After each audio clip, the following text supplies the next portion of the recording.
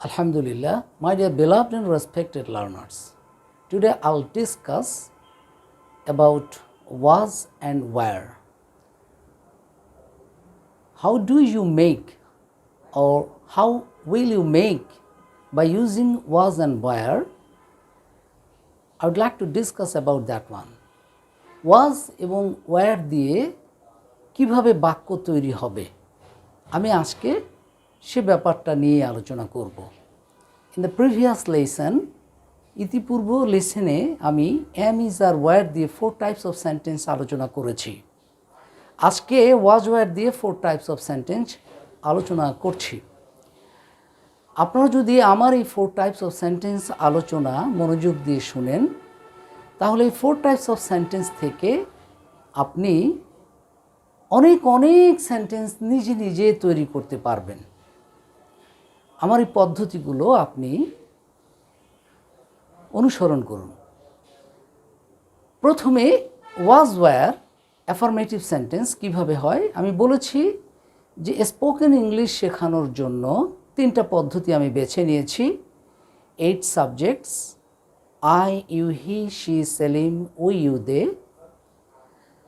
8 tense, present indefinite, present continuous, present perfect continuous, past indefinite, past continuous, past perfect continuous.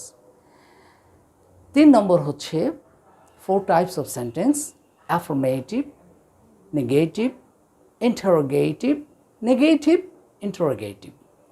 এই 4 types of এই 3টি পদ্ধতিতেই আমি আমার সকল লেসনগুলো আলোচনা করব এবং আপনি আমার এই পদ্ধতিগুলো যদি অনুসরণ করেন I am giving you assurance from the core of my heart. আমি আমার মন থেকে আপনাকে নিশ্চয়তা দিচ্ছি আপনি অবশ্যই ইংরেজিতে কথা বলতে পারবেন। আমি যতজনকে ইংরেজিতে কথা বলা শিখিয়েছি তারা আজকে সবাই অনর্গল ইংলিশে কথা বলতে পারছে আমার এই পদ্ধতি অনুসরণ করে। আপনিও পারবেন ইনশাআল্লাহ। 4 types of sentences প্রথম অ্যাফার্মেটিভ সেন্টেন্স 8 সাবজেক্ট দিয়ে আমি এখানে affirmative sentence you can see in the screen. Affirmative sentence আপনি affirmative sentence 4 types of sentences প্রথম হচ্ছে affirmative sentence I was a student, you were a student, he was a student, she was a student, Salim was a student, we were students, you were students, they were students. আমি আগেও বলেছি 8টা সাবজেক্টের মধ্যে প্রথম 5টা subject হচ্ছে singular I, you, he, she, Salim. দ্বিতীয় 3টা সাবজেক্ট হচ্ছে প্লুরাল we, you, they, আমরা তোমরা তাহারা। প্রথম 5টা আমি তুমি সে সেলিম আমরা তোমরা তাহারা। তো প্রথম 5টা সিঙ্গুলার হওয়ার কারণে এখানে I was a student হয়েছে। আর দ্বিতীয় 3টা সাবজেক্টে দেখুন we were a student না we were students, you were students, they were students, আমরা ছাত্র তোমরা ছাত্র তাহারা ছাত্র। এখানে স্টুডেন্টস হয়েছে, এই জিনিসটা মনে রাখতে হবে। এরপরে নেগেটিভ সেন্টেন্স was not এর শর্ট ফর্ম হচ্ছে was not হচ্ছে ফুল ফর্ম, শর্ট ফর্ম হচ্ছে was not এর শর্ট ফর্ম হচ্ছে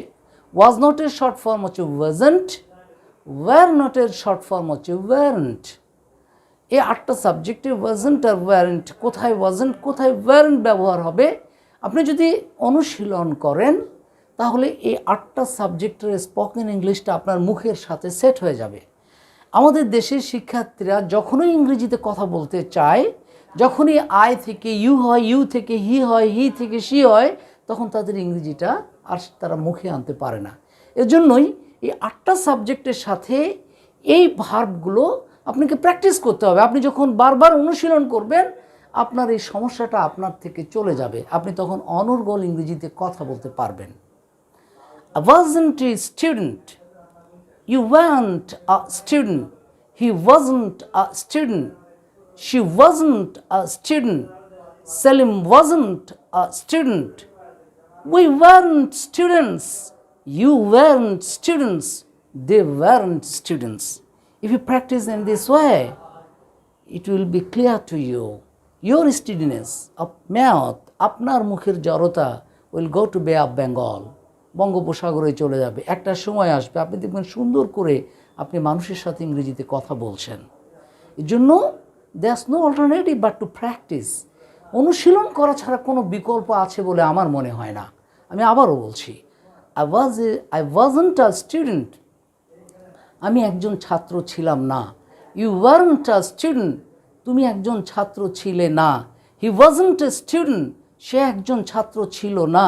She wasn't a student. Salim wasn't a student. We weren't students. You weren't students. They weren't students. Selim একজন ছাত্র ছিল না, আমরা ছাত্র ছিলাম না, তোমরা ছাত্র ছিলে না, তাহারা ছাত্র ছিল না। এরপরে আসুন ইন্টারোগেটিভ সেন্টেন্স। ইন্টারোগেটিভ সেন্টেন্সে যখন আপনি ইন্টারোগেটিভ সেন্টেন্স তৈরি করবেন তখন ওয়াজ আর ওয়্যারকে সাবজেক্টের সামনে বসিয়ে দেবেন। ইউ প্লিজ সেট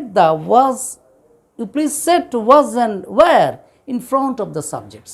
সাবজেক্টের সামনে আপনি সেট করে দেন, তাহলে আপনার ইন্টারোগেটিভ সেন্টেন্স তৈরি হয়ে যাচ্ছে।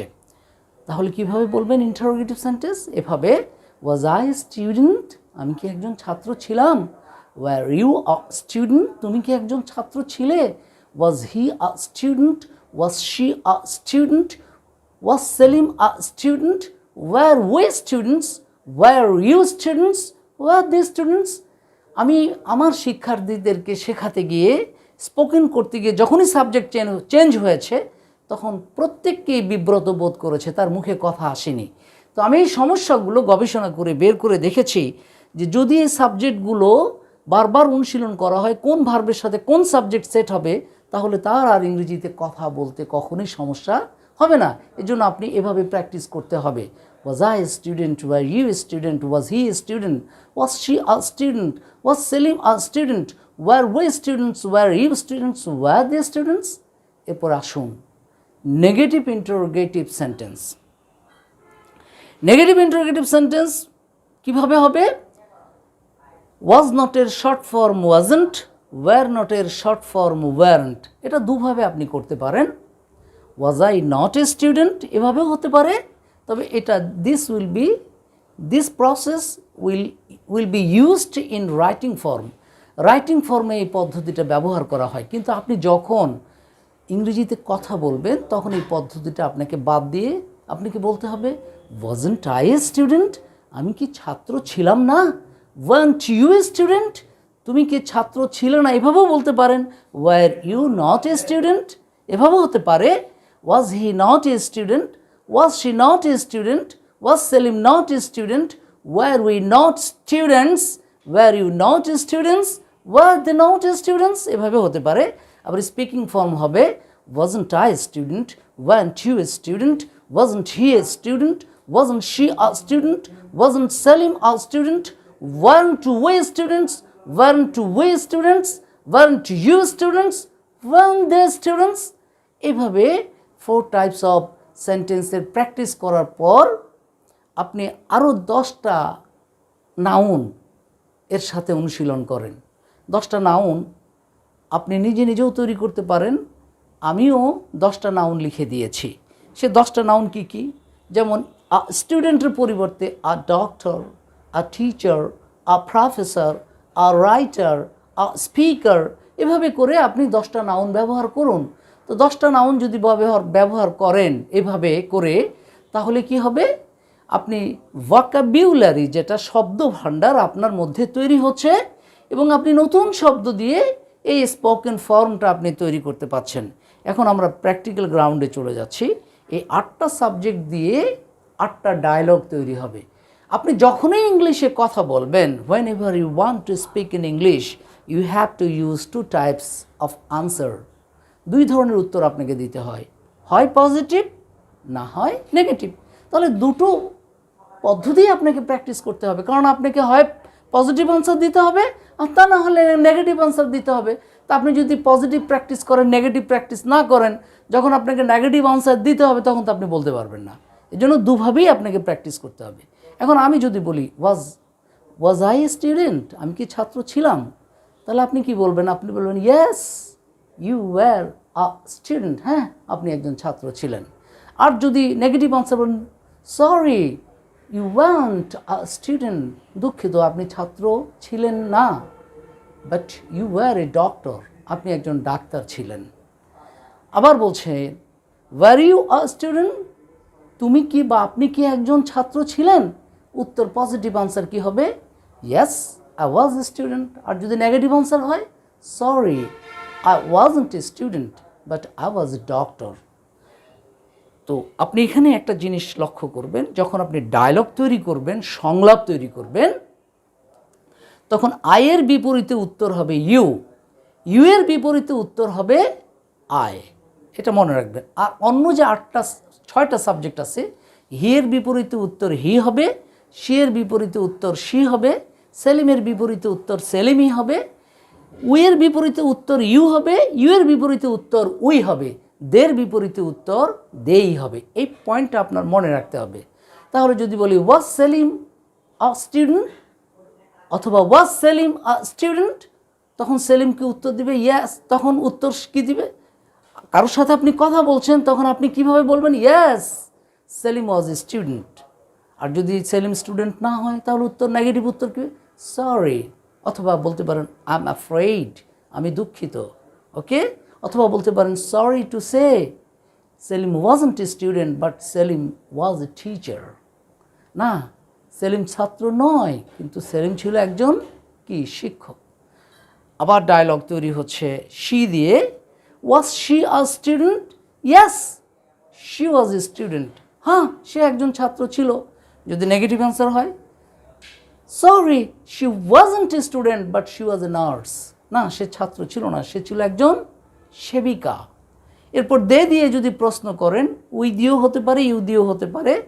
তো উই আর দিয়ে ইউ এর ডায়লগটা আমি এখন এখানে বললাম না, you can see this one in the description box. Description বক্সে আপনি সব পাবেন, আমি যে কথাগুলো বলছি এগুলো সিংহভাগ কথাগুলো ডেসক্রিপশন বক্সে থাকবে, আপনি সেখানে দেখে নিতে পারবেন। এরপর were the students? Yes they were students. Negative উত্তর কী হবে? Sorry they weren't students but they were writers, না তারা ছাত্র ছিল না, কিন্তু তারা ছিল লেখক।